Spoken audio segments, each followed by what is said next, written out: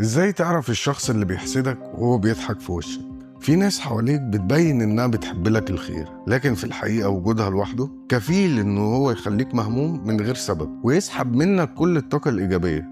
لو حد بيعمل معاك الحاجات دي خلي بالك، ده بيحسدك ولازم تبعد عنه. هتلاقيه بيضحك في وشك بس عينه غير، تحس كده ان ضحكته مش طالعة من قلبه او كأنه مجبر يجاريك كده في الفرح، لكن بقى في الحقيقة هو جواه حاجة تانية خالص. تحكي له عن نجاحك يرد عليك بعادي، ده أي حد ممكن يقدر يعمل كده، مش مستاهلة. عمره ما يفرح لك بجد، دايما بيحاول يكسرك بكلمتين. عينيه دايما على اللي في ايدك، تلاقيه دايما مهتم يعرف انت اشتريت ايه، انت كسبت كام، عملت ايه جديد.